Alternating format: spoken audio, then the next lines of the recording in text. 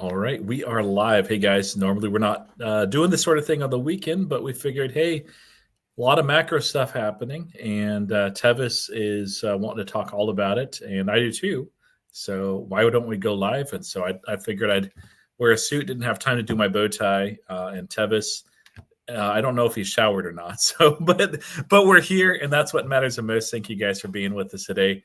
We'll just be on live for about an hour, and be sure to ask questions on the comments. We'll try to get to those. If not, during the chat, by the end. A lot of what we'll talk about is tariffs, the impact on the markets, what we're thinking, what we should have done, what we think is likely to happen, and some past history too. So, Tevis, how you doing? I'm doing well, man, as well as can be considering the circumstances. Yeah, I mean, like it obviously you can tell from Tevis's expression that Canada is taking it hard from tariffs. Like he can't even afford to shave at this point. So no, that's two jokes in a row about my experience, Troy. I'm gonna go ahead and take that hint. Hey, you're a lot more handsome than I am, so I gotta take the opportunity when I can. So, let's start off with this question right here: is this a buy the dip situation? Well, we've had several of these, and I've been pounding the table as far as buy the dip, buy the dip, buy the dip. The yen carry trade is one that I had less certainty on, but I'm like, this is worthy of buying the dip. The VIX told us that. RSI told us that. With DeepSeek moment, I was like, yeah, it's buy the dip very clearly. Pretty much consistently over the last couple of years. This one, yes, but I'm not going to be buying the dip probably on Monday. I think that this can take several weeks to play out and give some negative downside. And this was as far as my, I think we're in a raging bull market this year, maybe not quite as aggressive as last year. But this was one of those things where if a trade war really ramps up and is very, very aggressive, it's one of the few things that can derail the bull market, I think, over the next 5 years. So that's the way I'm seeing it. What do you think, Tevis? That's interesting that you think this is more of a buy the dip than the yen carry trade, because the thing that stops me here from buying the dip, and I mean, I obviously am and will, but I would imagine that it's more of a conversation because you don't know how long this is going to last. And I think that is the main question that we should be asking, because if this is a prolonged thing, personally, I don't think it'll be, but if this is a prolonged thing, then it's just a war of attrition against both countries. So I know that you're usually fully invested, that there's some swings that you have. Are you looking up, get in and buy any dip that we might have tomorrow, or changing anything in your portfolio, selling, doing hedging, anything different, or just kind of watching and eating some popcorn? Probably just the watching and the eating the popcorn, but yeah, it depends on how far we go. I mean, we're no stranger to days where the market just dumps a couple of percentage points. I mean, we even had one recently, right? Didn't we have one like on Monday, this past Monday, where the market just dropped? DeepSeek, yeah. Yeah, with a DeepSeek. Well, yeah, and we talked about that one too. It just, I don't know, like for myself, like this is one of those things where I think it can really cause some pain. Like is it going to crash the market? Are we going to see like 10% down on Monday? No. I personally think that, we'll get a big spike down, which tends to happen on Monday on the open with this sort of event, and maybe recover a little bit of that in that day. It wouldn't shock me if we have multiple weeks of, red or flat. And like one of the biggest things is it's not, tariffs are a part of it, but it's really uncertainty at this point. You're trying to figure out, okay, Trump just said, like 2 hours ago, he is going to put tariffs on the EU. We're still waiting on China's response. We're still waiting on the response of a lot of things, and trade wars can be a lot of tit for tat. And so they keep ramping up. And so it's really tough, to try to figure that out as far as like, okay, what's going to happen? How aggressive is it going to be? I'm going to share a couple of things. Let me switch these. So one of the things that's pretty different in 2018, of course, we had the trade war, and at that time I was just in index funds, really mostly. I wasn't doing individual investing. I just didn't have the time or brain space. So I wasn't paying like too much attention on this side of it. But this is one of those things that's a little bit different. You can see this is going back to 2018, and it doesn't show like every single, well, that's still pretty small. It doesn't show every single little change that there was and ever will be there. But there we go. That works. You can see that the tariffs didn't hit all at once, that it was, solar and washing machines, still in aluminum a couple months later. And then from certain countries, these are different stimulus events as well. And instead, these are kind of brute force. It's just flat tariffs all at once, hitting pretty rapidly. Doesn't seem like that there's much room for exceptions. It's not nuanced at all. And I think that that's the biggest thing that's getting the market by surprise is, a lot of people thought, yeah, there's going to be some measure of tariffs, but they might just be a negotiating tool. And even if they're not, it takes a while to implement these things. There's always negotiation back and forth. This time it is different.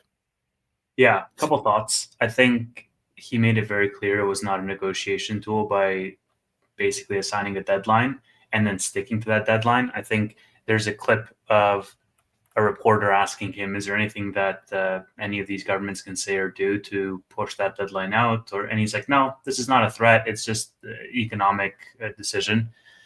I think that it's really interesting to see the response on this side because it's a mixed bag.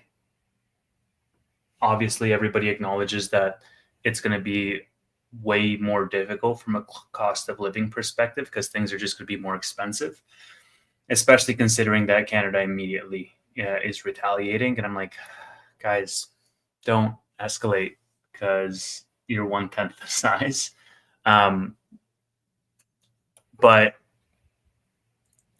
on our side, our leader was saying that they're going to do some tariffs that are going into effect immediately, and then the rest are going to go into effect in 3 weeks, so as to allow businesses time to find other vendors, essentially, to find other distribution channels for their goods.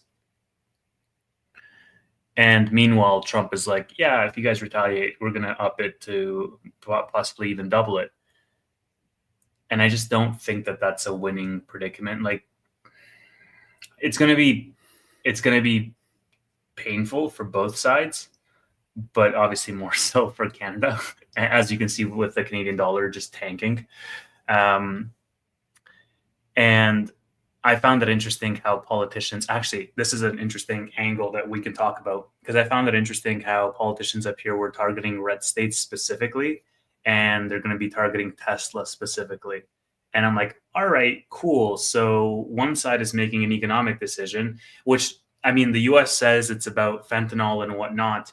And partially that's obviously true, but I do think there's deeper meaning there, especially given the rhetoric, or even last night he posted about the 51st state thing. So that's one side of it. And then the Canadian response is entirely politicized by saying, hey, let's put as much pressure as we can on red states and on, Trump's cabinet, essentially, and hope that some of them crack to lead to pressure to remove the tariffs. I don't really think you want to be playing that game of like, who's, stronger. I was going to use an expression that's not PG, but who's got the biggest economy in the room, let's say, because you're going to lose that battle.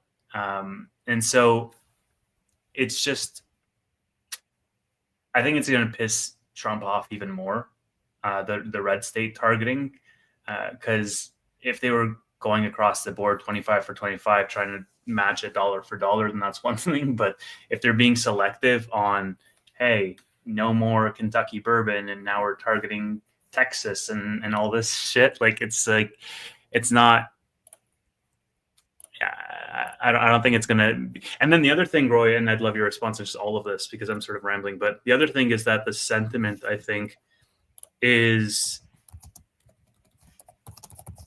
very interesting to see on the Canadian side, because there's so many people who, and I'm seeing it across all of my feeds, like even on LinkedIn and such, people who have very high thoughts about the US. They put the US on a pedestal, and those same people are now like feeling betrayed, feeling hurt, and feeling upset. And this is why I say that people here, at least on this side of the border, are partially putting it on our own government with regards to the border. But then our government came out and they said, hey, look, we're going to do a 1.3 billion plan for border security. And then I wouldn't be surprised if next week Trump just doubles those tariffs, like even showing even further that you're getting what you want with the border security, but just because of the retaliation, you're doubling it. So I think a lot of people on this side are going to say, well, actually, the border is just a justification. It's not the real reason. And that's going to sour the relationship. And it's going to be something that has long-standing effects, regardless of if the trade war is done in a week or in a month or in a year, because it's a free trade, right? Like you guys, there's a lot of people up here that work in the U.S. There's people in the U.S. that hire Canadian companies, so on and so forth. And just that alone, from a sentiment perspective, is not great. Yeah, I mean that's my biggest concern is this isn't just targeting. I mean, in China and the United States are massive trade partners, so I don't take that relationship lightly. But it's also targeting Canada, which we've always worked very closely with you guys, Mexico, the EU. It's like, okay, this could definitely sour the waters over long term. Nope, that wasn't the one. Here we go. So what's kind of interesting, and leaders' question goes in this, is the impact that this might have on rates. Now, there's a couple of things that's happening. One is the DXY. That's the dollar index. That's actually way up. Let me pull that up. It's basically what this is a measure of how strong the US dollar is compared to other currencies. And no, I don't subscribe to that. And it has spiked. And I think it will probably continue to spike. We can see here, of course, it did peak. Is that the 1 year? Yes. It has peaked and been a little bit higher before, but 100 is considered neutral. And you can see like the dollar's just been strong a long time. If we go to 5 years, you can see it's persistently over 100, or it has been at least since 2022. We can actually go back 10 years, and it's interesting to kind of see what happened in 2018. 2017 and 2018, of course, was the kickoff of this trade war with Donald Trump. And initially, let's see, yeah. So it kind of bottomed here and then actually rose over time just to near parity. And initially, it seems like that the market expected, certainly, at least a lot of this movement. You can see that in the DXY and also the 10-year. Here's the 10-year itself. And you can see it's also been moving up as well. I think part of that, not all of it, but part of it is in response to tariffs. Now, long term, this tariffs don't necessarily correlate to a strong dollar and correlate to a strong 10-year treasury yield. But in the short term, it can. And this question goes along with that if tariffs end up either being inflationary, and it does take really about 2 years for the full weight of the inflationary aspect of the tariffs to typically hit consumers, because what happens is manufacturers will lose some on margins initially rather than risk having that market basically close to them because of sticker shock. That customers are just like, well, I'm not paying 25% higher on this product. But they do gradually increase those rates. It depends on the product. It depends on the season. But over the last 100 years, there's not been a lot of tariffs in the United States. We've been typically low tariffs, but it does take about 2 years for that to ramp up. And I do think it'll impact inflation. So anyway, if the combination of factors with tariffs is that U.S. dollar index increases, 10-year continues to spike, inflation spikes as well. As a result, it's going to be hard on the real estate market, and it might also lead to fewer rate cuts, and that does have an impact on SoFi. I still think it can get to 20 on the year. Tevis? So, yeah. With regards to SoFi and any individual company, really for it to not hit that target. I mean, 20 plus, it was almost there a month ago. It was like at 18 a month ago. For it to not hit that, you're saying or you're telegraphing that we're going to be entering like another recession or a time where the market is like 2022, for example, where the market as a whole was red. I don't think that's the case, because I think that this, from a market perspective, was telegraphed weeks ago. And I think from a market perspective, the market is now pricing in that this could be over sooner rather than later. Of course, we're going to see if that stands to be the case or not. But here's why I don't think so. Because in 2018, when Trump did tariffs, they brought in money. And that was almost like a trial run for tariffs. Because if this time around he starts actually, like, the plan is successful and the thesis is proven out that, hey, tariffs can bring in revenue that then lowers the income tax. And if he comes out by saying, hey, we're actually going to cut taxes in half, the market is going to bounce hard off of that. But other countries are going to suffer because of the tariffs. And I just think that overall, it's a dollar milkshake theory playing out in front of our eyes. Like, I live in Canada. The vast majority of my wealth is in US equities. And that's why I'm not as concerned about this. Like, obviously I'm concerned because the money that I get paid, means jack shit now. Like, it's totally devalued. And Monopoly. And dude, it's literally life on hard mode up here. Because you can't compete from a dollar to dollar basis with a job, the same role in the States. So you are having significant devaluation. You are having significant increase of expenditures, right? Because everything costs more. The cost of living has gone up. Life is more unsustainable. But it would be way worse if my assets were all in the Canadian economy. If I had a house here, for example, or if I invested in the Toronto Stock Exchange, God forbid, as opposed to the NASDAQ or the New York Stock Exchange. And so the problem then is really this dollar milkshake theory, which is why the US dollar is so strong relative to, like, the CAD, for example. That relationship is the lowest it's been since 2003, with the Canadian dollar now falling. All the global equities, essentially, because what Canada is going to start doing is they're going to start printing money. They're going to start giving out more handouts. They're comparing this event to COVID in the sense that, like, that's the level of public outrage that is here with regards to an economic response internally. And what that's going to do is it's going to further devalue everybody even more, and it's going to make life more unsustainable. And so as they print money, as they do more stimulus, as they lower interest rates to the ground, they're going to try to essentially prop up the local, the domestic economy. All that surplus is going to go into US equities, and it's just going to make it way, way worse for that relationship between the wealth accumulation that can potential in Canada versus the wealth accumulation potential anywhere, like in the US.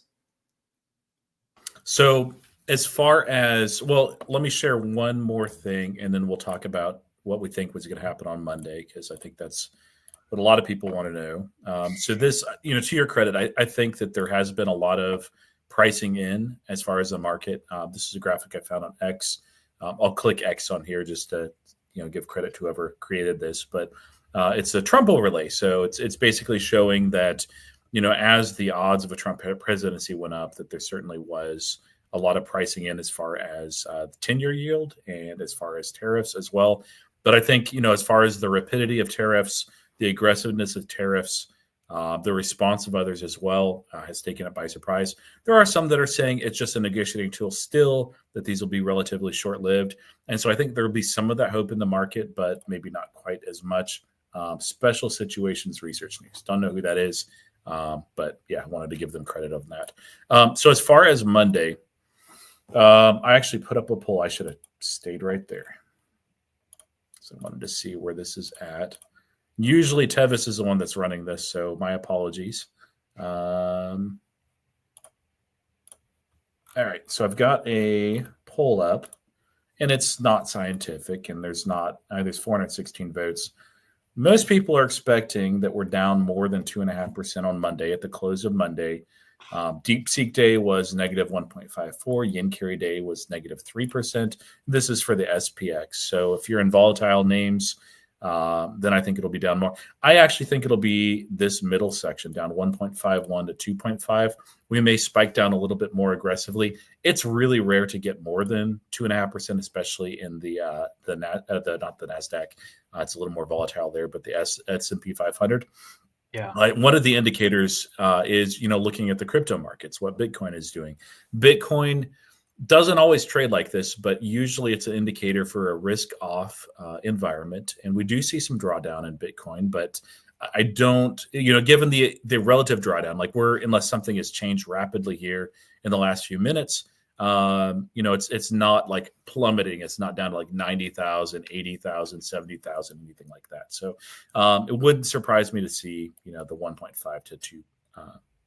So what do you think, Tariffs? What are we getting Monday at the close? I would tend to agree 1.5 to 2.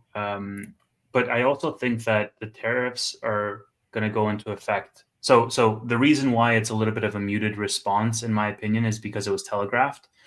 I think that Tuesday would also be read because Tuesday is actually the day when the tariffs go into effect, Feb 4th.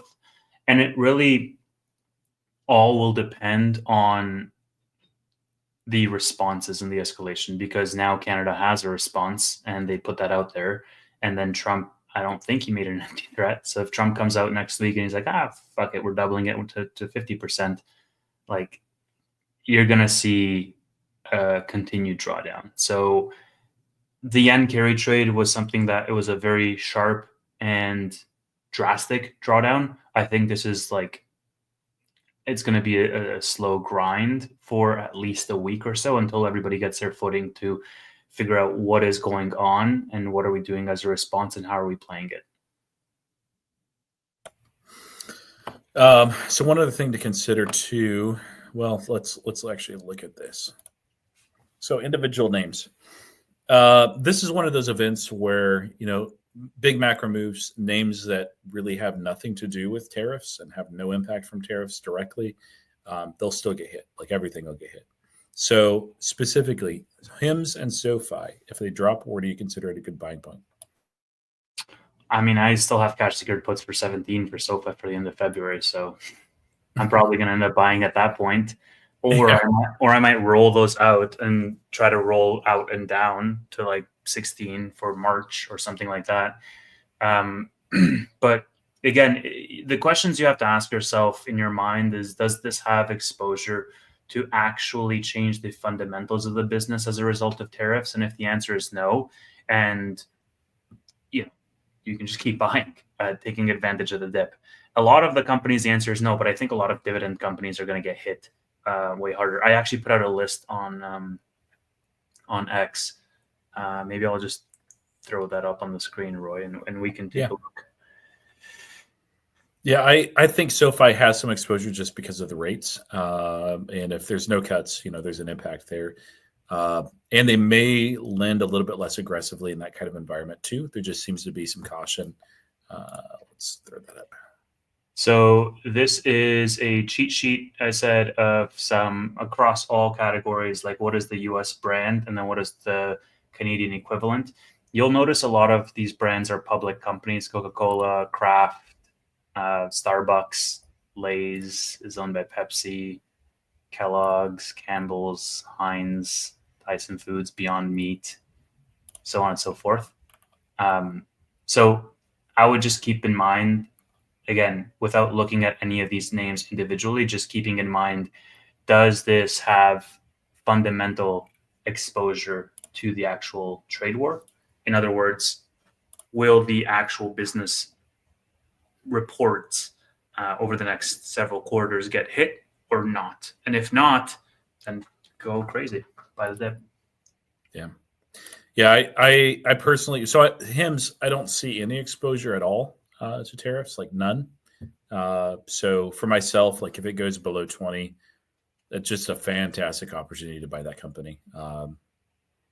Wow, it's a very volatile name, and it could, I could, macro goes sour enough and it just gets swept up in everything else. And then a single headline comes out about something going off the shortage list, which HIMS doesn't even offer.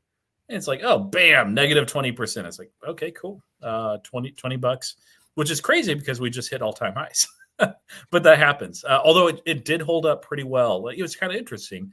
At the end of the day on Friday, when a lot of names like Block was one of those sold off very aggressively, which also was a little bit weird. For SoFi, it does have a little bit more exposure to me. Under 12, I think I can add it at that point.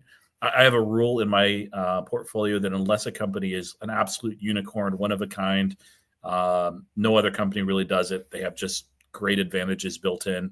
And that's just Tesla and Palantir for me. I can't add above 10%. That's just my own personal rule. You do you. And so SoFi is above 10% right now. So it basically has to really tank to go back under that. And I hope that doesn't happen, but it certainly could. So exactly. Yeah. No, just kidding. I mean, look, so, okay, I think there's a couple layers to this, right? The first layer is saying, I just want cash on the sidelines to be able to buy the dip if and when the dip happens. And then the second layer is to say, okay, well, I want to sell some stuff Monday morning and try to time that so I can buy back in Tuesday, Wednesday, Thursday. Because like, if you think HIMS is going at 20, HIMS is at 37 right now. That's like a 50% drop. I personally don't think that's going to happen. I think there will be individual names that I own tomorrow that are probably going to be flat or even a little bit up, but we'll see. It helps. Yeah, I mean, and I could absolutely be wrong here. I've been wrong many, many times. Pleasantly surprised many times. Like Ian Carey, I was right in buying the dip, but I was wrong. And we talked about this. We did an emergency stream. We both thought like, hey, this could be, longer term. It could take a couple of weeks to, really figure out. But that's really what you have to figure out is the company that you're in going to actually be impacted if these tariff wars and trade wars continue to heat up? And where your conviction is on that individual play. If so, and if you have a long-term view, it's not money that you need in the next 5 years, it will probably be a very good opportunity. I just think that this is one where we'll have some pain that takes a little bit while. Let me share this here. So this is Couch Investor. He drew this up and he just made a couple of quick points, saved me a little bit of time, but this is going back to the initial trade wars, and you can see some drawdown from both of these events, the 2018 trade wars and then the 2020 pandemic. And he's just saying, there's some pain, and these are not fun times. But do you see the trend? But look at so okay, the pandemic is very rapid and sharp, and that happened March of 2020. Yes, because I remember that very clearly. And then at the end of 2018, when tariffs were put on China, that was a much more gradual drop, sustained over several weeks. And so that's exactly what I said earlier, where I think we could see a similar situation because we've already had the playbook of what happened in 2018 and how that worked out from a actual fundamental perspective from the US economy, but also from a stock perspective in terms of how the market responded. And it is more drawn out because a lot of these things are forecasted ahead of time and they're threatened ahead of time. Like the market is not flying super blind. It's not like a black swan event by any means. Like Trump ran on the fact that he was going to do tariffs. Yeah, and it shouldn't be a shock. I think the biggest shock is just how aggressive, who it's on, that there's not time for nuance, that it's not just a negotiating tool. I was hoping, I wasn't sure, but I was hoping it's just a negotiation tactic, and it still could be like this. Sometimes tariffs get slapped on there, and then that's what happens. Now, one other slide that I'll show it's a actual headline from 2018. Or actually 2019, Trump's trade wars have cost the stock market $5 trillion in counting. Deutsche Bank, there was a drawdown of 5.6% from its 52-week peak. I think we could see a little bit more than that this time, but this isn't this alone, I don't think is enough to kill the bull market. I don't think it's enough to delay and destroy things, but it can cause some pain. And I think most of the pain is going to be felt in the first and second quarter. It's not going to be one day and then we're done like in carry trade, or a few weeks and then the COVID thing is done and we just have a V-shaped recovery, unless these are negotiating tools and they actually resolve things and take down the tariff walls completely. But we'll have to see. Yeah, and it's going to be really interesting. I think the majority of the pain is going to come as a result of these countries responding and escalating and holding out as long as possible. Because if Trump said, hey, we're going to do 25% tariffs unless you fix the border, and immediately our government was like, hey, we're going to fix the border, then it would be like a Yang Kerry type situation. Like in between when the tariffs were threatened, then the border was fixed or like the condition was met. But if we're going to go for a tit for tat type of retaliation from both Mexico and Canada's side, then I think that's where it gets more drawn out because the bigger question you have to ask is Trump going to back down and realize that, oh, wait a minute, this is hurting me as well, which I don't think, and I don't think either of us think is going to be the Mhm. case. He's going to go even harder. And I think that's going to force these countries to go even harder. And it's just, I understand the stance. I think I would be doing the exact same thing if I was in his situation. But at the same time, he can't start tariff wars on so many fronts because he's threatening it as a tool for Europe. He's threatening it. I mean, he already put it on China, and we are yet to see China's retaliation. And he's doing it for Mexico, Canada, and like if he starts it on too many fronts, the U.S. is massive, but they're not invulnerable. Like they will feel it as well, especially because if you do it on Canada, then you're going to trade with Europe. And if you do it on Canada and Europe, then you're going to trade with Mexico. And if you do it on all three, then you're going to trade with China. And if you do it on all four, then who the hell are you going to trade with? You can't, it, there are limitations to how many fronts you can fight without just causing yourself some irreparable damage there, or at least backing out in certain, theaters. And you'd mentioned, one thing that can cause the market to go the other direction is if the income tax is completely reformed, removed. Yeah. That can't happen through executive order. It can't. It has to go through Congress, and that will take a while, a I mean, long time. don't they own they have majority in both? Yeah, but this isn't something that there have been calls for this at least since 2008, probably earlier. But it's not like a majority of Republicans either that are like, yes, let's get rid of the IRS and let's get rid of income tax completely and replace it with a flat or fair tax or that tariffs. that income That's tax situation, Roy, like that would be dollar milkshake on steroids. yeah, Because if for whatever reason there's no income tax in the US, all of that surplus, and there's going to be a lot of it, all of that surplus is going to get invested into markets or at least into the economy in terms of purchasing power that people are just going to buy more shit. And that is going to be crazy good for the market. But why I say it's dollar milkshake on steroids is because everyone around the world is going to have their own currency devalued and they're going to be investing so much more in the US because they know the rally is coming from the income tax situation. So that would be a game over situation for the tariff war that we find ourselves in. But that's a big if they can actually manage to make the numbers make sense. explain the dollar milkshake if that's somebody's first time hearing about it. Yeah. So essentially, if I'm not good at explaining the analogy, but if the U.S. has the global reserve currency, and then other currencies are backed by the U.S. dollar, and if Canada prints in Canadian dollars, then that devalues the Canadian dollar against the U.S. dollar, and as we have more stimulus, as we have more lower interest rates, like as a crisis happens, in the case of this trade war, let's say, Canada is going to hurt more than the US is going to hurt because the economy is smaller. They're going to be forced to have more stimulus as a result of that because their people are like screwed. And they're going to print money. They're going to devalue their own currency. And then all of that, because the dollar is the reserve currency of the world, that sucks up all the money from all of these other countries because investors, people like myself, businesses, they all move their money into US dollars for safety. And what that does is it increases the strength of the US dollar relative to other currencies because other currencies are weakening against the dollar. Yeah, and then that's a good way to put it. And there are videos on it. This is actually a fairly new theory, I think. I heard about it like maybe 2 years ago. when it first came out. So, um, yeah. By the way, just a quick note here. Thank you, buying Celsius. I can get two of those right now because they're 99 cents at Kroger for some crazy reason. So thank you for that. I'll be buying a couple of Celsius. I thought this was a question that maybe you can touch on a little bit, Tevis. We're from Canada. We're getting a lot of energy and natural gas, oil as well. Maple syrup, is another big one. But no, like energy is something that's massive from Canada. So, but the other way around, I don't know as far as what things you really just get from us.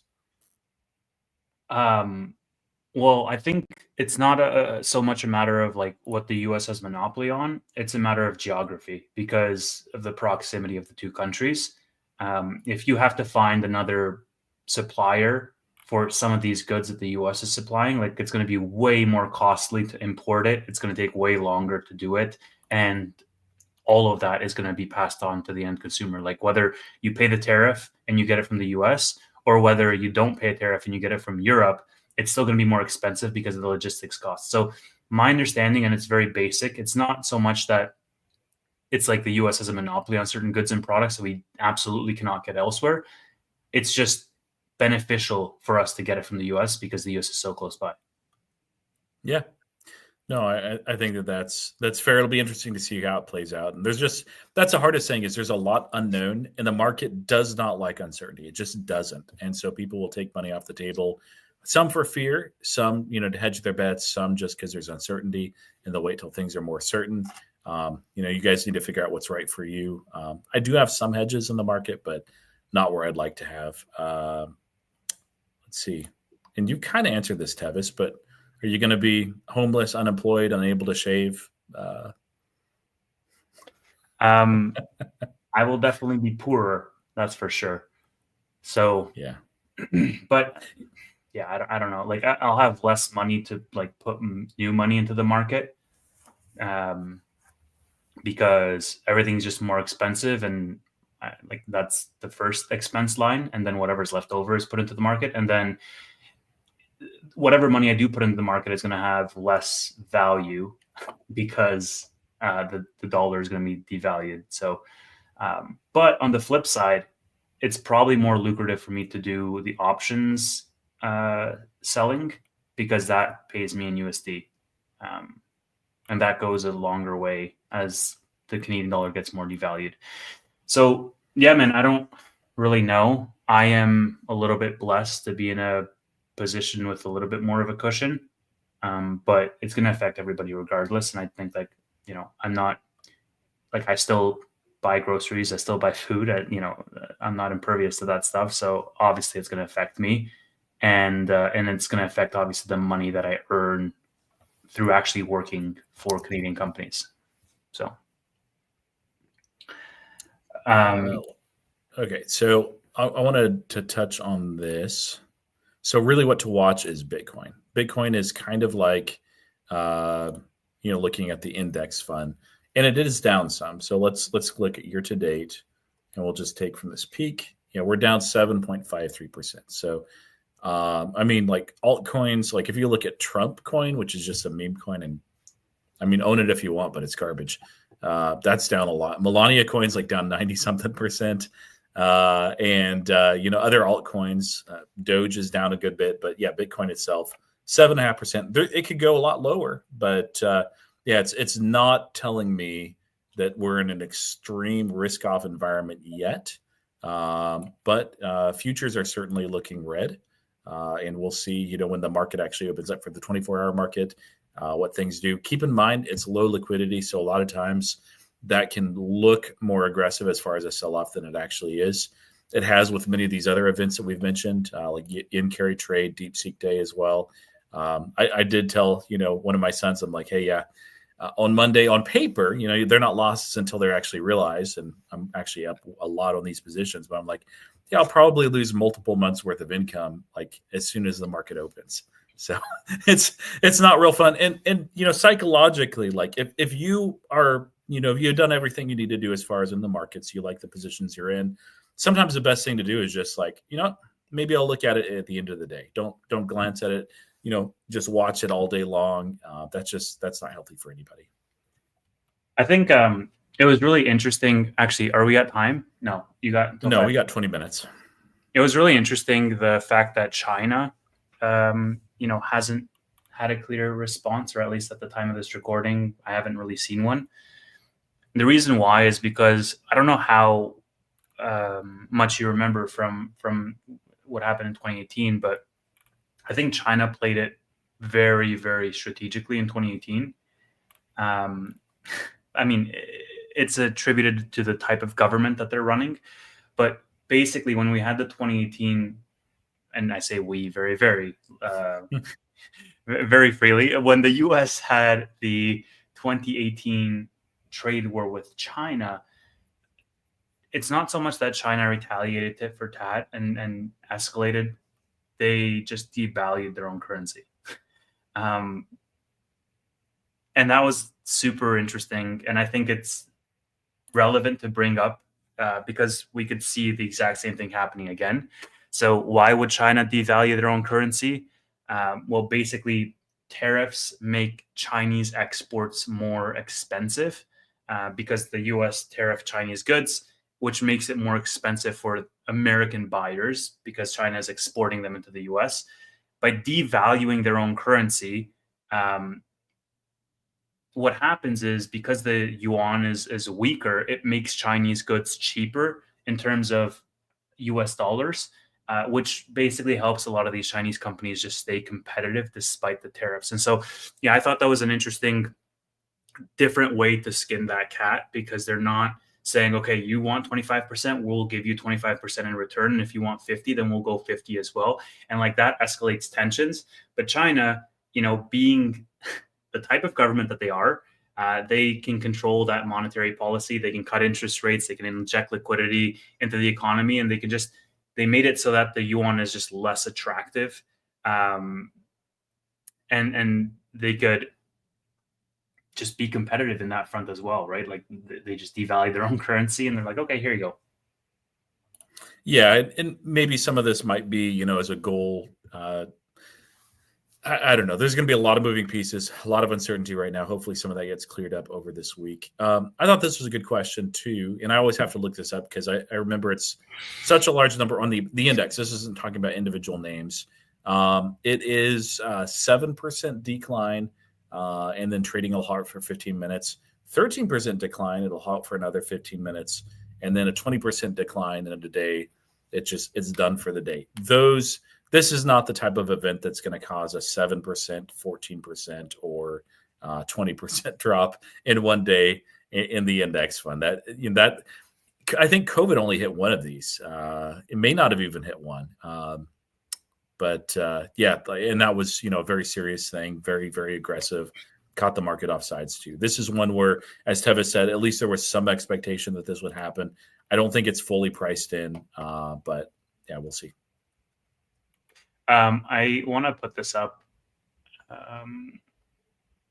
because I just think that it helps people visualize. So I posted this on X earlier today, and basically what this is showing is each state who their biggest export trading partner is, and everything in purple is Canada, and then everything towards the southern border, that's all Mexico. And so you're basically, and there's some that's China, depending on what they're exporting. But when I say this is a war on multiple fronts that Trump is starting, it really is going to affect the vast majority of the states from an export perspective. And then if you look at the imports, it's going to look very, very similar to this. I know that Canada, 77% of their trade is with the US. And so there is something to be said about the actual magnitude of this. So that's what I'll say on one thing. And if I was forced to play devil's advocate to argue that, hey, this is not going to be as bad for the market, what I would say is simply that as bad as that chart looks, and as wide as it will affect every single state, the Canadian economy is still the size of Texas. From an economic GDP perspective, all of Canada is basically Texas. Yeah. You I know, mean, so that we got that's who we trade with. So yeah, it's going to have a big impact here. We'll go through to a couple of questions. Let's see. also I thought thank that you I to like 500 people for being here. Yeah, thank you guys. Thought this was a good observation. We've been through tough times before. SoFi investors, if you didn't sell it for, why would you sell it like 12, 14, whatever it goes to? I did see some of this. I had a chart and I can't find it right now on X that somebody put, but it was one of the most aggressive sell-off on Friday for hedge funds and institutional investors. Really, hedge fund shorting was part of it, but I think some of them were taking just some cash off the sidelines and putting it into something else too. Not sidelines, but putting it on the sidelines. So, what do you think about this one, Tevis?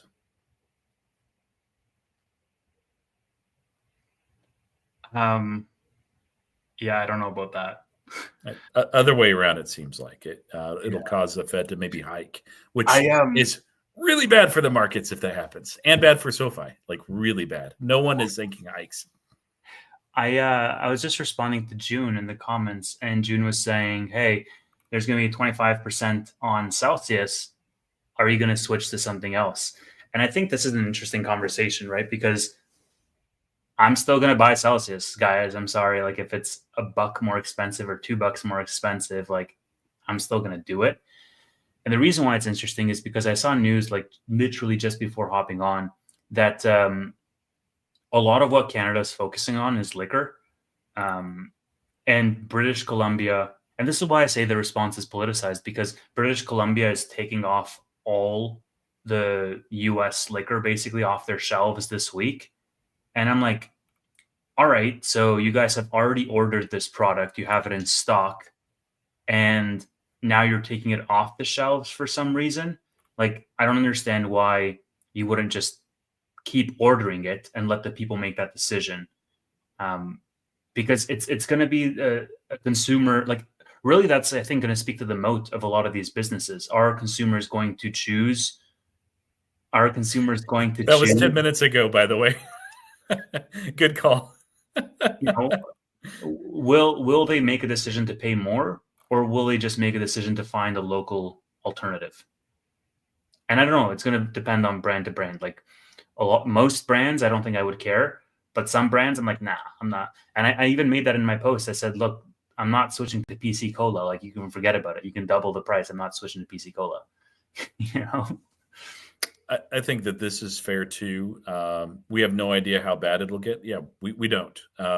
This is the most bearish I've been on a macro event in years. It is. So I'm not expecting like sunshine and roses. We also don't know how long it'll last, what the actual drawdown will be. We can just look at like past history and just say, hey, this is what has happened in the past, which the tariffs weren't quite as aggressive. They weren't done in quite the same way. So I think the drawdown will be more aggressive. But yeah, I mean, like, is there a chance that this actually ends the bull market? I don't think on its own, but this can be a contributor for sure. And what do you think, Tevis? Can this really like end the bull market? It depends on how much it escalates. Honestly, like I think it really does depend on how much it escalates. Can you put up July 4th, 1776's comment up there from 417? Sure. He says, or she says, why were the Canadian hockey fans booing the American national anthem at the game last night? So I don't know if you saw the clip, but I did. So there was a hockey game, and the national anthems are sung at the beginning of every game, both the U.S. and Canada. And and this is exactly what I was saying at the beginning of the stream. The sentiment is what scares me more, because people are not seeing this. I mean, I am again in a privileged position. I think Roy is, and all of us that talk on YouTube, because we have disposable income to invest. And so for me, I'm really seeing it as a political move and an economic move on a macro. But the majority of people, A, are not very well read on the specifics, and B, they don't have as much disposable income. And so they're very, very price sensitive when it comes to the cost of living increases. And that has a huge, huge impact on their perception. And so to have Canadians start booing the US national anthem at a hockey game, like, man, that's the thing that I don't love, is because that's going to sour relationships because of this. And I think tensions are going to escalate as well as the actual tariffs themselves. Yeah. And, it shouldn't surprise us it's going to be a hard macro day because Palantir reports earnings tomorrow after hours. And like they reported on yen carry trade day, evening before election, and the trade war. So somehow in quarter one, they just messed up and didn't get it. But, I don't know, man. Like everybody thinks, oh, our stock reports on hard macro days. It's like, no, freaking Palantir does. I don't know if they're using their crystal ball to like do that. And I did see a Palantir comment or two, but can you put up Nev's comment? Yeah, finish the Palantir thought, and then just okay. put up Nev's. Palantir is the biggest pendulum in this current environment. Could sell off or could it take off being fully U.S. first? I think it sells off like everything else. If it was trading in like the 20s or 30s, be like, it'll probably be okay. But, we saw this with the Ukraine and Russian war kicking off. Palantir doesn't get directly affected by that. In fact, if anything, it's probably good for Palantir. I never root for war. I'm not in the stock for war. It's more for the what it can do as far as making the government more efficient and commercial on aside for the U.S. and international as well. But the stock sold off really hard, and I think that's probably what's going to happen here. Okay, who's coming? Nev. Here we go. What does this mean? Because I see this rhetoric, and this is like the us versus them rhetoric that I don't love. Like, I don't love the situation. This is why I'm mixed. Because, like, I don't love the situation that I'm in. I don't love the fact that cost of living is going to increase. I don't love the fact that this is happening. But I also don't understand this, like, super strongly worded rhetoric that our own leaders are pushing. Like, I understand that this is being done to us and we didn't really have a say in it. But there was some pretty clear criteria around, like, hey, secure the border and we both will benefit off of that. And it's not like a huge injustice is being done. It's just an ultimatum, essentially. But this idea of making it us versus them, I just don't think is productive to the conversation. I don't think it's constructive at all. I don't think it's going to help things. And I think it's only going to lead to further escalation and further frustration from both sides. And exactly, I agree with Jürgen here. Like, we're basically the same in terms of the cultures that we share.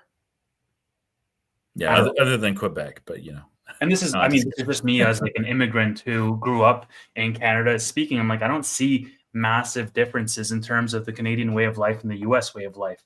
I mean, sure, like we like poutine and you guys like gravy or whatever it is. Like, my point is like, it's the same thing, man. You're arguing over very minute differences. But just the rhetoric, I think, is the most dangerous thing about this whole thing, because the politicians themselves are pushing it. And you have to ask yourself, like, what is the reason?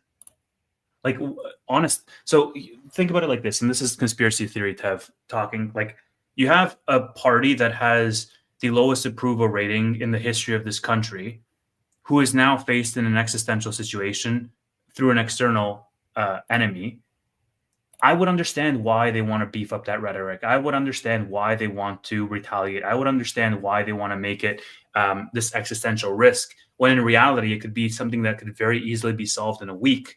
If they're like, hey, Danielle Smith, the premier of Alberta, she's like, hey, we're just going to have to work on the border, and that's it. And it's not a big deal. But all of a sudden, you have this party who's like, hey, cool, this is my get out of jail free card, in the sense that if I make people focus on this external enemy, then they're going to see me as the ones who are, standing up for the country. And I just think that that's not going to be helpful, because it's not something that you can just muscle your way out of. Yeah. Not with that adversary. You're not going to see Trump backing down. If Canada can go to 100%, and Trump's going to be like, cool, like, let's do a war of attrition and see who starves out first. Which is just an awful thing to do for it's an awful thing. And, like, the rhetoric Yeah. is something that escalates and doesn't de-escalate, and this is why I'm like so freaking frustrated about it. Yeah. Uh, on this, I don't think so. We spend like crazy. We got a spending problem more than a revenue problem. It can help. And we talked about, that if tariffs are permanent, then income tax will need to be revised greatly. And so I don't know. I don't buy that this is going to take care of America's debt or anything like that. It's kind of the Trump rhetoric with Mexico will pay for the wall. It's like not really. So us versus them, yeah. So a couple of questions here. So kind of related. How low do you two think that hymns or so if I can go? Should I sell half my hymns and just swing it? Are covered calls still optimal for Monday? So like, how do you think of what's going to happen this week? On Monday as well. And I'll go first here. I think you need to decide what's right for you. If you're investing with money you need in the next 5 years, you have to be a lot more careful how you invest it and then what you do in reaction to certain things like this. Me personally, I try not to use money that I plan to use in the next 5 years, and sometimes I get surprised. Usually good surprises, but not always. So that allows me to kind of weather these events because over the short term, honestly, anything can happen. Like we could see SoFi in the single digits.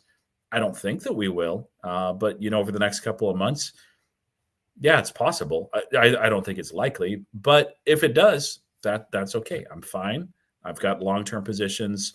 Even my leaps, they'll be really hit hard, but that's not money that I need to feed my family, keep the electricity on, or shave with. And likewise for hymns, myself, I kind of wish I had let some of the covered calls that I rolled go, just a small portion of them, not all of them.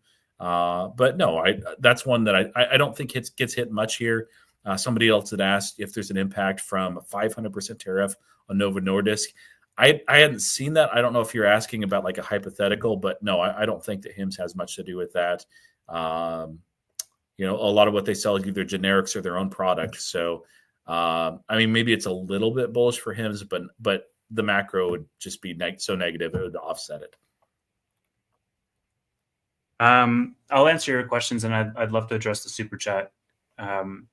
I think SoFi can go as low as, if this continues, I think it can go as low as 12, 11. Like I genuinely do. If this actually is a drawn out pullback, I think the initial pullback is going to be in the 14s, and then we're probably going to have some support around that level, and we have to see what the response is going to be. So that's the SoFi question. I think selling HIMS and swinging it all depends on your own personal, risk. Like, how would you feel if you woke up in a month and HIMS was at 50 versus if HIMS actually goes to 20 and you buy it back at 20 and you time it perfectly? Like, that's a personal decision you have to make.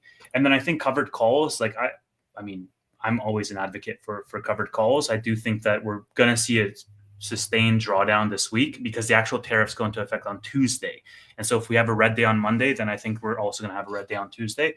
But honestly, we have to see what happens. How I'm playing it is the initial drawdown. I'm probably going to do some cash secured puts late on Monday and then go from there. And if things get worse, then I'm probably going to roll out of some stuff that I'm profitable in to buy the dip on some other things that I'm bullish on. And the hard thing is too, in this kind of environment, selling covered calls, it may not be worth the risk of a V-shaped recovery, a quick rebound, just because the premiums typically are not there, that it's really on the other side that's cash secured put. So you got to keep that in mind. Myself, I exited a good chunk of my swing positions. I even took a little bit of money off the table on a couple of other positions. Didn't buy any extra hedges, but I already have a couple in place. And mostly I'm just going to probably weather through this, not buy the dip as aggressively as I had been in the past. But, if I see an opportunity with cash secured puts, if things, really get out of hand in that initial spike, and I think, okay, this is bad, but not as bad as this spike indicates, then maybe I'll sell some CSP.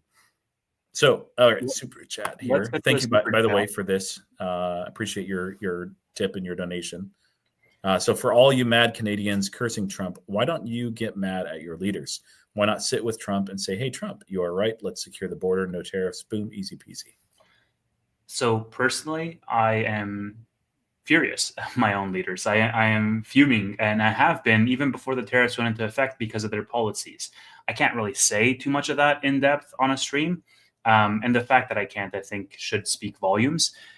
I do think, however, that most people uh, don't have the same level of diligence that I do when it comes to actually researching the root cause of these events.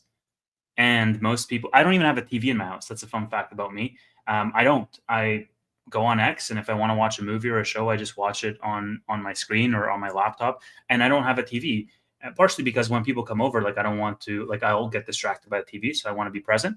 But by not having one, I never even see what the actual mainstream media is pushing. And I guarantee you that if you were to go on CBC or any of these other mainstream media uh, channels, you're going to see that they're the ones that are making, because he's the easy scapegoat to blame because he's the direct one that's putting these tariffs on, and it's very, very easy for Canada to play that victim card.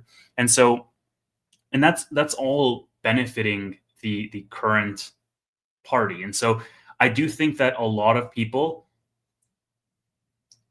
are upset who they guide that anger towards.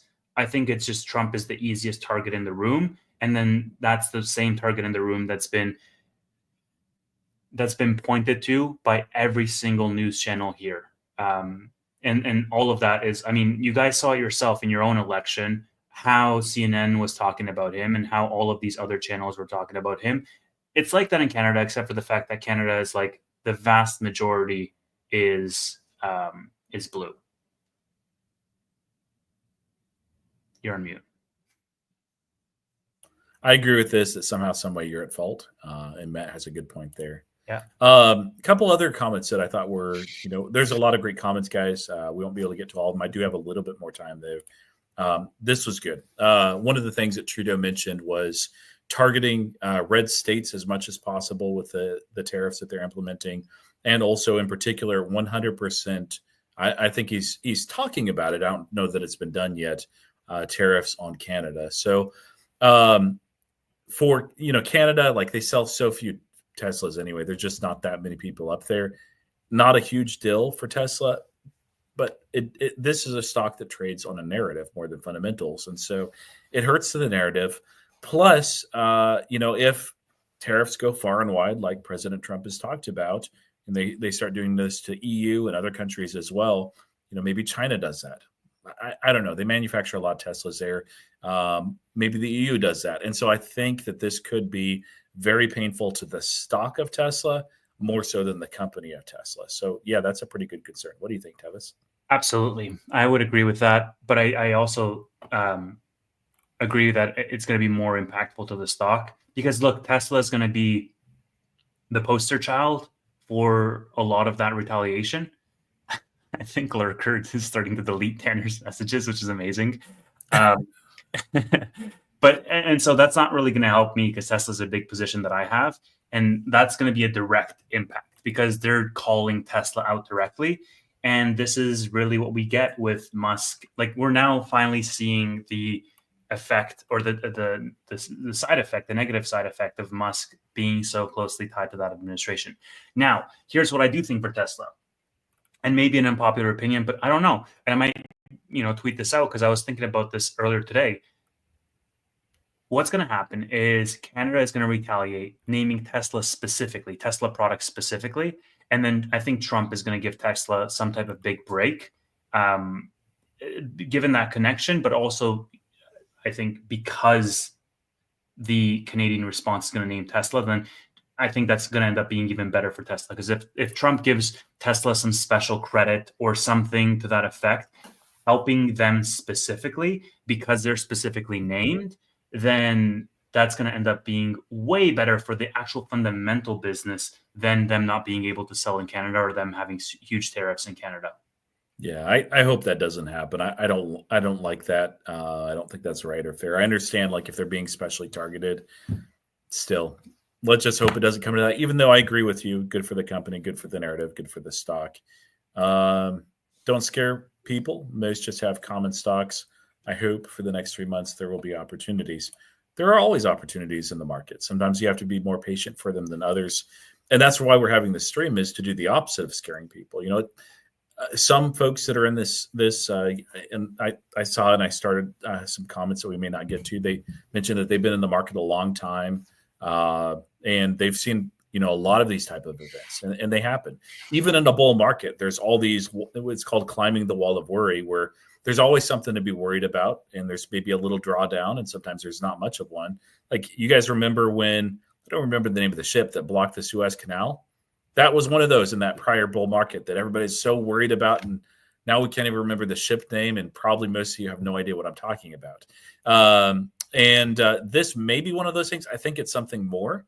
But what we're trying to do is help people know, like, when they see and open up their portfolio, they've been used to seeing a lot of green over the last year and a half. If they see red, that's down, like red, 3%, 4%, 5% in the stock market, maybe 10% even on some names. This is why it's happening. This is what we're doing. We're not like selling all of our position, liquidating, going all cash, buying gold, shorting the market, anything like that. But we're just going in with eyes open, and we want you guys to be aware and prepared. So, not trying to stoke fear. If we were, very different headlines, very different approach, and I wouldn't be wearing a suit. It's funny that you're wearing, like, just the subliminal messaging that we're giving the audience. Like, Roy comes on here with a blazer and I look fucking disheveled and unshowered, unshaven. I'm just like, what's going on? It's the impact of tariffs, baby. I mean, United States is fine. Canada is just, it t-shirt and unshaven and homeless, not really, but yeah. It's like a big snowstorm out here right now. And I don't want to, I'm probably going to order in. I don't want to go outside. Screw that. It's like -12. And we do appreciate all you guys in the chat and in the comments. Sorry, we couldn't get to all the comments. Sometimes we can when there's fewer viewing. So it's a good problem to have as well. So yes, Roy goes to church on days like this. I do go to church, but it's not because of the market. Like it. And let me just say one other thing. Like, if you open up your portfolio and it's like you're just terrified, do whatever moves you need to do for yourself, and then you can turn it off. Don't look the rest of the day if you've done everything you need to do. Because those sort of things, be careful about trading emotionally. That's one of the reasons why I wanted to do this today with Tevis. Is there's not hopefully too much emotion right now. Like the pre-markets are not even open at this point. So make a decision on what you plan to do, if you're going to change things, if you're going to exit some things or buy the dip, and then execute on that plan that you made when you weren't emotional. And after that, if you're getting emotional and frustrated, it even happens to me, not often, but occasionally, where I'm just like, you know what? I just need to do something else, look away from the market, focus on something that's real. The saying touch grass. Well, they don't have that in Canada because it's covered with snow, but do the best you can. So whoever said that Roy goes to church on days like that, I think I'm gonna have to start going to church if this trade war continues. But we're gonna see how it ends up being on. Yeah, exactly. I hope so, Jude. We're gonna see how it ends up being when the actual tariffs do kick in. What I'm worried about the most, the other shoe to drop, is if Trump's like, oh, great, you retaliated. That's all the excuse I need for 50% now. And just hearing the rhetoric on both sides, it doesn't seem like any side is really looking to, make matters better. And what's going to end up happening is, and I know you have to go, but you have 5 more minutes? I got 6 more minutes, yeah. Great. So this is really catching Canada specifically at a really weird time. Parliament is essentially frozen until they pick a new Liberal leader. So that race is going to happen in March. Now, every other party is saying, hey, we have to unfreeze Parliament.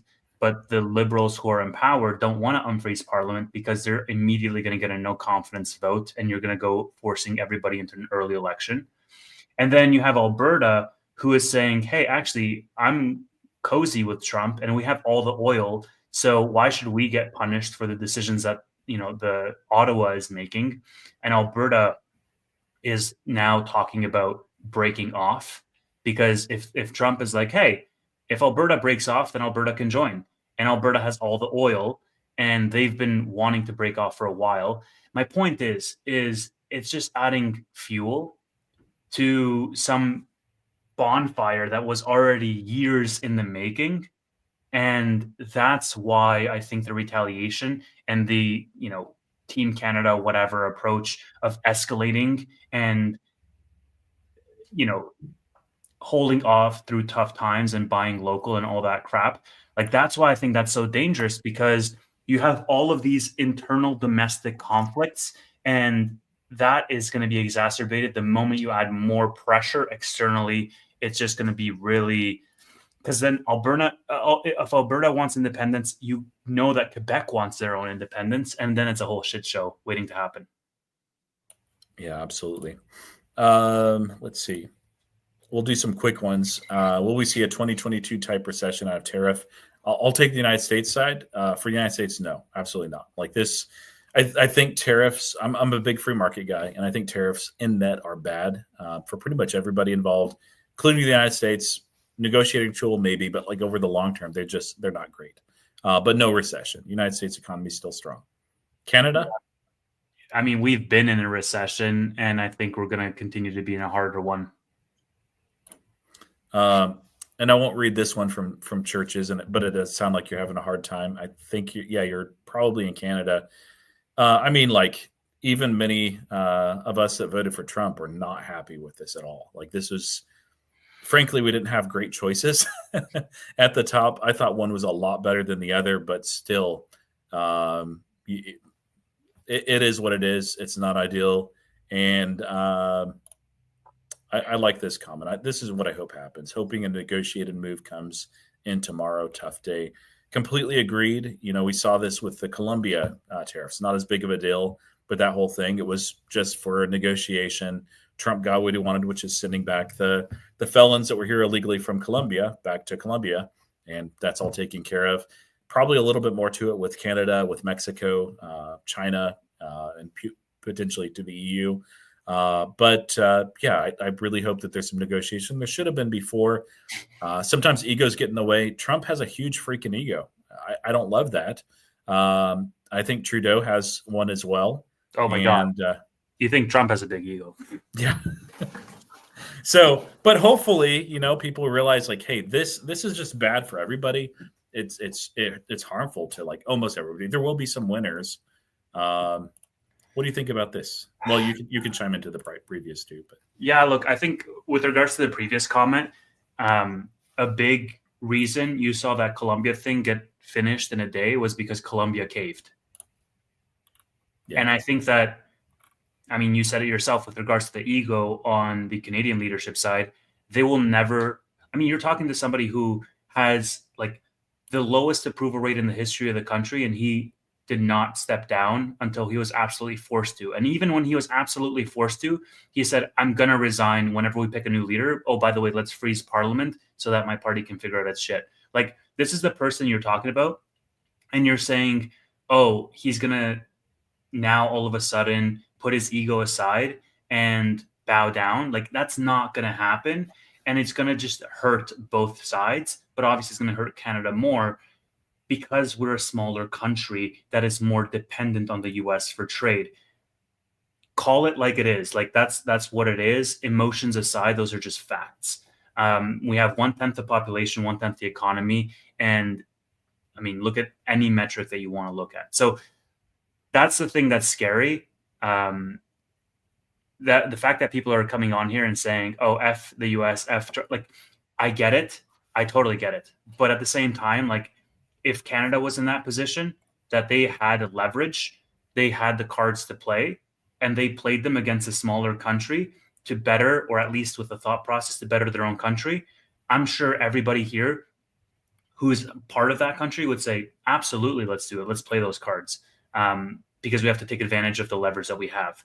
And because we're on the other side of that, it's super emotional. I get it. But, I think that escalation will cause it to be worse before it gets better. And maybe I am off base. Maybe I am. But I think, look, Joseph, I think it benefits Trudeau to increase that rhetoric to improve his own internal rating as we head into an election. For him to say, hey, we're Team Canada and this is an injustice being done on us. And by the way, band with me so that we can fight off this bigger enemy. The smarter move, the safer move for everybody involved here is to say, hey, let's actually strengthen the border so that we can get this thing done with a week with minimal economic repercussions. But if he wants to drag it out into a full economic war, that's going to help his own approval rating. It's going to fuel the rhetoric. It's going to make people pissed off. But at the end of the day, they're all going to be poorer as a result of it because you're going to have months and months and months of no business being done on both sides. Just my thoughts. All right. Last question. Do you think some stocks will be affected more than others? That's always the case.